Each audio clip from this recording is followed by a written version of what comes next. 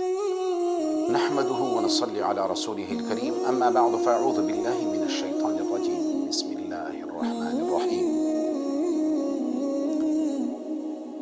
إن الأبرار لفي نعيم وإن الفجار لفي جحيم صدق الله العظيم وصدق رسوله النبي الكريم ونحن على ذلك لمن الشاهدين والشاكرين والحمد لله رب العالمين۔ محترم دوستو، صدائے ممبر چینل میں آپ سب کو میں خوش آمدید کہتا ہوں۔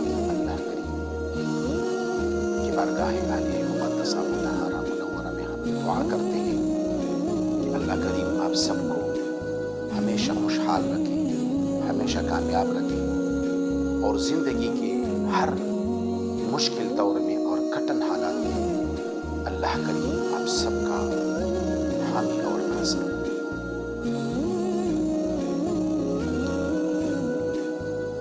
ہمارا جو بیان ہوتا ہے وہ اصلاح پر مبنی ہوتا ہے۔ کوشش کرتے ہیں کہ ہم ایسی بات کر لیں کہ آپ سب کو فائدہ بھی پہنچے اور دنیا اور آخرت میں نجات کا ذریعہ اور سبب بھی بنے۔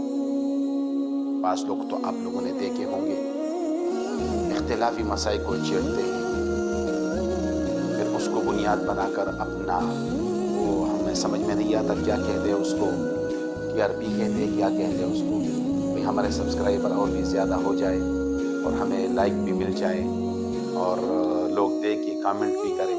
نہیں، کوشش کرتے ہیں کہ ہم ایسی بات اپنی زبان سے نکالیں جو خیر ہو، جس میں برکت ہو، اور جس بات پر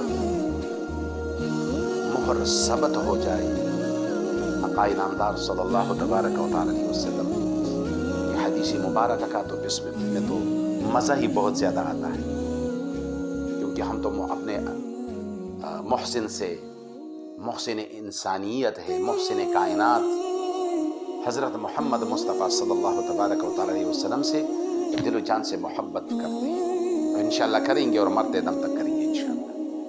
وہ تو بندہ ہی نہیں ہوا جس کے دل میں محبت نہ ہو محمد الرسول اللہ صلی اللہ علیہ وسلم کی۔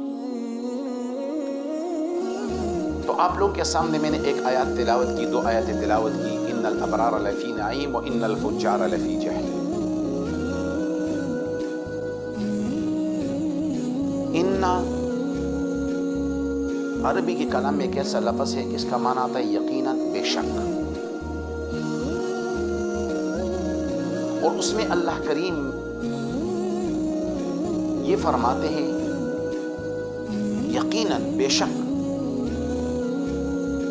جو نیک لوگ ہوتے ہیں، جن کے دلوں میں اللہ کا خوف ہوتا ہے، اللہ کا ڈر ہوتا ہے، تو وہ کہاں پر ہوں گے؟ ان نعمتوں میں ہوں گے، وہ خوشحال ہوں گے۔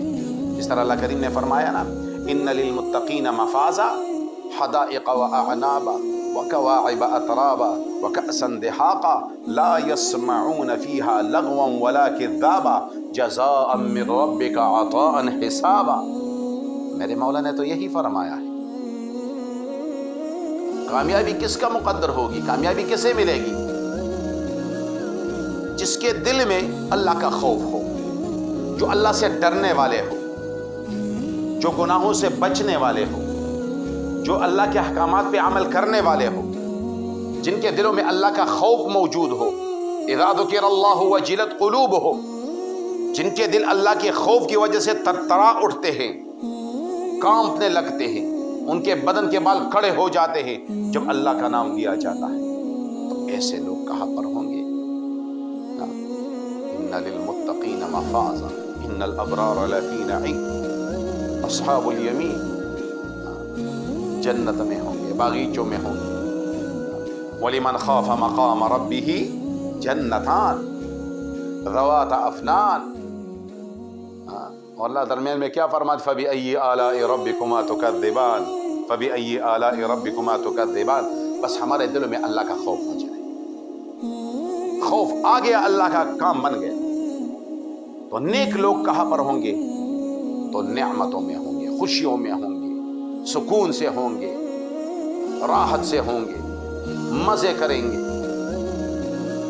تو اللہ کریم ہمیں بھی ان لوگوں میں شمار کر دے جن کے دلوں میں اللہ کا خوف موجود ہے۔ دین کی جتنی محنت ہوتی ہے نا، محنت ہوتی ہے دین کی، تو اس بات کی محنت ہوتی ہے کہ میرا اور تمہارا تعلق اور سارے مسلمانوں کا تعلق اللہ سے جڑ جائے، مضبوط ہو جائے، یہ رشتہ جو ہے نا یہ قائم ہو جائے، مضبوط ہو جائے، اس میں اور بھی پختگی آ جائے۔ تو جب اس رشتے میں پختگی آ جاتی ہے نا، اللہ سے تعلق مضبوط ہوتا ہے۔